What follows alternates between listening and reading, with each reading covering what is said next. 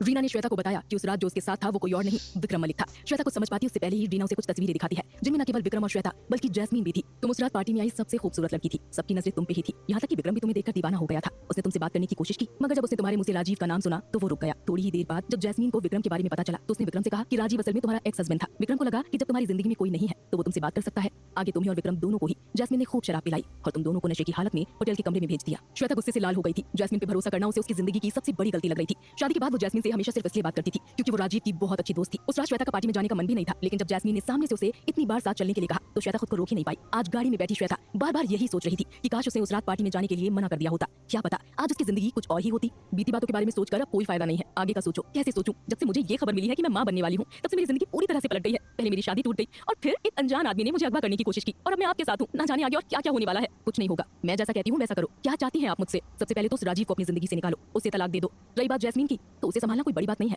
तलाक देने के लिए मुझे उसके सामने जाना होगा और मुझे डर है कि अगर मैं राजीव के सामने गई तो जैस्मीन मुझे हिरासत में ले लेगी, फिर ना जाने मेरे बच्चे के साथ क्या होगा। श्वेता की जिंदगी में उसके बच्चे के अलावा और कोई नहीं था, वो उसकी जान जोखिम में नहीं डाल सकती थी। मगर रीना के पास इस मसले का भी हल था। रीना अपने बैग से कुछ कागजात निकालकर श्वेता को थमा देती है। तुम्हें कुछ नहीं करना, इन कागजों पे राजीव के दस्तखत हैं, तुम भी कर दो तो तलाक की बात आगे बढ़ जाएगी। ये राजीव के दस्तखत आपके पास कैसे आए? ये सब मेरे लिए कोई बड़ी बात नहीं है, तुम बस खुद के और अपने बच्चे के बारे में सोचो। श्वेता के मन में संदेह बढ़ने लगा था। वो समझ नहीं पा रही थी कि आखिर रीना ये सब क्यों कर रही थी। आखिर श्वेता को राजीव से बचा के रीना को क्या हासिल होने वाला था। आप ये सब किसके लिए कर रही हैं? मेरे बच्चे के लिए। वो बच्चा सिर्फ तुम्हारा नहीं मलिक परिवार का भी है। हम हमारे घर के चिराग को ऐसे नहीं जाने दे सकते। ऐसा ही है तो आप क्यों आई? विक्रम क्यों नहीं आया? आखिर बच्चा तो उसका है ना। उसे मालूम भी है कि मेरे पेट में उसका बच्चा है और अगर मालूम है तो क्या उसे ये बच्चा चाहिए? रीना कोई जवाब नहीं देती और श्वेता से अपनी नजरें चुराने लगती है। ये देख श्वेता का शक यकीन में बदलने लगा।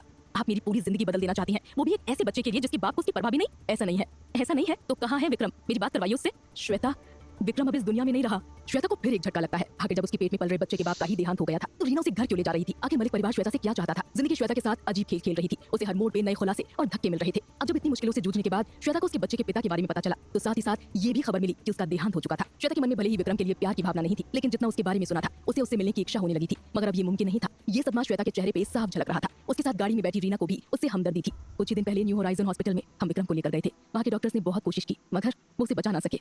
न्यू होराइजन हॉस्पिटल का नाम सुनते ही श्वेता के दिमाग की घंटी बजती है। ये वही अस्पताल था जहाँ श्वेता दाखिल थी। उस शाम जब श्वेता अस्पताल से निकल रही थी तो लिफ्ट में उसे जो मरीज दिखा था वो असल में विक्रम ही था। उसे अब इस बात पे यकीन हो गया था। आखिर उसे याद आने लगा था कि मरीज के साथ जो औरत मौजूद थी वो रीना ही थी। ये सब याद आने के बाद भी श्वेता ने इस बारे में रीना से कुछ नहीं कहा। वो पहले अपने मन में आ रहे दूसरे सवालों के जवाब चाहती थी। क्या विक्रम हमारे बच्चे के बारे में जानता था? शायद। मेरी कभी उससे इस बारे में बात नहीं हुई थी। होती भी कैसे? उसकी तबीयत कुछ महीनों से ही बिगड़ी हुई थी। दिन रात अस्पताल के चक्कर काटने के बाद इंसान और किसी चीज के बारे में कैसे बात करेगा? अगर विक्रम ने आपको बच्चे के बारे में कुछ नहीं कहा तो आप मुझे आज घर किसके कहने पे ले जा रही हैं? विक्रम के माँ बाप? श्वेता, बहुत हो गए तुम्हारे सवाल। अब जब तक तुम मेरी बात नहीं मानती तब तक तुम्हें कोई जवाब नहीं मिलेंगे। आप क्या चाहती हैं? रीना उसके सामने तलाक के एक कागज रखती है। पहले तुम इन पे दस्तखत करो। मैं नहीं चाहती कि कल को वो राजीव आकर हमारे परिवार के होने वाले बच्चे के लिए किसी तरह की कानूनी मुसीबत खड़ी करे। मैं दस्तखत नहीं करूंगी। आपको सिर्फ मेरे बच्चे से मतलब है। एक बार आपको बच्चा मिल जाएगा तो मेरा क्या? मुश्किलों के पहाड़ ने श्वेता को भी बदल दिया था। उसके पास अपना कहने के लिए कोई नहीं था। वो भी समझ गई थी कि उसे खुद के लिए खुद ही सोचना होगा। मगर रीना के पास उसकी इन बातों का भी जवाब था। अगर तुम मेरी बात माना करोगी तो बच्चे के पैदा होने के बाद भी तुम्हें किसी तरह की तकलीफ नहीं होगी। हम तुम्हारा ध्यान रखेंगे और इसके अलावा मैं तुम्हारी दूसरी मदद भी कर सकती हूँ। दूसरी मदद? श्वेता, मैं जानती हूँ कि तुम्हें अपने कोई परिवार को ढूंढने की कितनी इच्छा थी। तुम्हें लगा था कि राजीव तुम्हारी मदद करेगा, लेकिन ऐसा हुआ नहीं। उसने तो इस बात का फायदा उठाया कि तुम्हारे परिवार से कोई लेना देना ही नहीं है। मैं ऐसा नहीं करूंगी। मैं तुम्हें तुम्हारे परिवार को ढूंढने में मदद करूंगी और तुम जानती ही हो किस मामले में जितनी मदद मैं तुम्हारी कर सकती हूँ उतना कोई नहीं कर सकता। अपने परिवार को ढूंढ निकालने के लालच से श्वेता का ईमान भी डगमगाने लगा था। इसके साथ ही साथ परिवार ना मिलने तक भी रीना ने उसे अपने साथ रखने का वादा किया था। श्वेता को इस पूरे समझौते में किसी तरह का घाटा नजर नहीं आ रहा था। एक बार शांति से सोचने के बाद श्वेता ने रीना से हाथ मिला ही लिया और कर दिया तलाक के कागजों पे अपना दस्तखत। थोड़ी ही देर में गाड़ी अचानक एक होटल के बाहर रुक जाती है।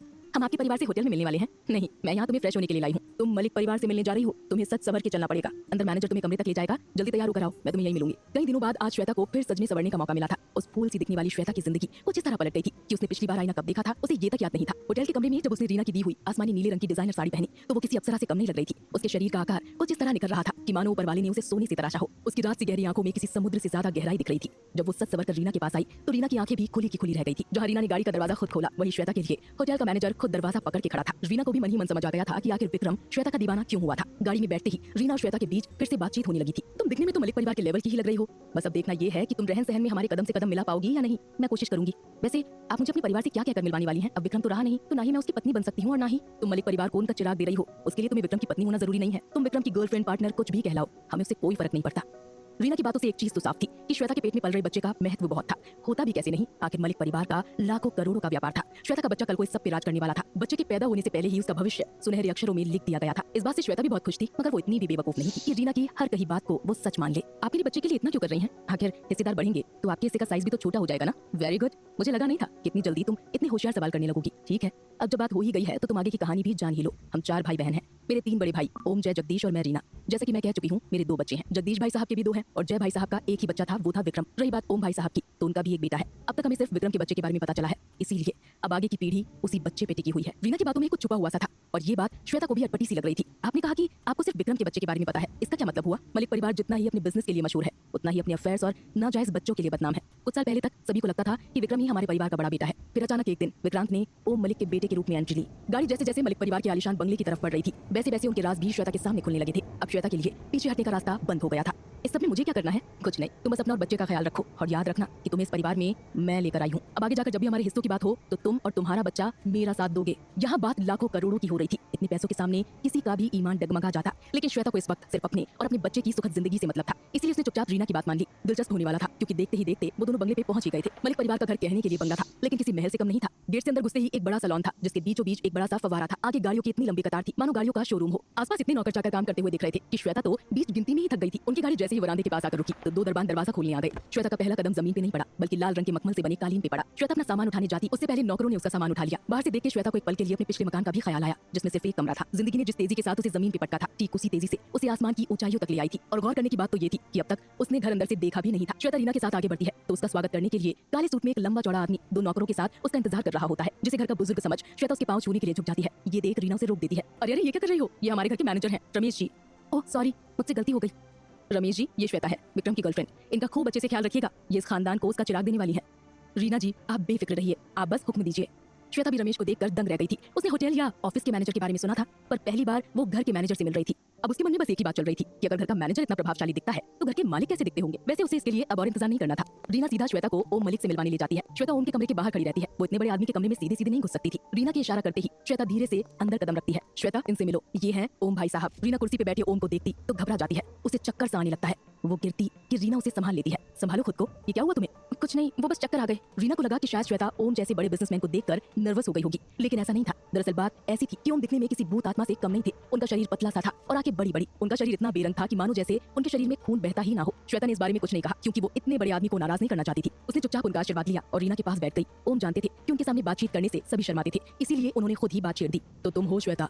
रीना के मुंह से बहुत बार तुम्हारा जिक्र सुन लिया था। चलो आज मुलाकात भी हो गई। वैसे तबीयत कैसी है? सब ठीक तो है? जी, वो पिछले हफ्ते डॉक्टर को दिखाया था, उन्होंने कहा था सब ठीक ही है। गुड, आज से फिक्र करने की जरूरत नहीं। रीना तुम्हें हमारे डॉक्टर के पास ले जाएगी, अब वही तुम्हारा ध्यान रखेंगे। हम बच्चे को उसका बाप तो नहीं दे सकते, लेकिन वादा करते हैं उसे कभी भी अपने बाप की कमी महसूस नहीं होगी। श्वेता कुछ कहती कि तभी उसके पीछे से किसी के आने की आहट आती है। वो पलट कर देखती कि तभी इनसे मिलो, ये है मेरा बेटा विक्रांत। विक्रांत सामने आता है तो उसे देख श्वेता के चेहरे का रंग उड़ जाता है। ये कैसे हो सकता है? आखिर श्वेता के साथ ये क्या हो रहा था? विक्रांत और उस अनजाने आदमी का क्या लेना देना था? आखिर मलिक परिवार में ये किस तरह के लोग रह रहे थे? कहीं श्वेता ने इस परिवार में आकर गलती तो नहीं कर दी? क्या है श्वेता की जिंदगी का सच और क्या है मलिक परिवार का राज? जानने के लिए सुनते रहिए कोई हमदम न रहा, सिर्फ पॉकेट एफएम पर।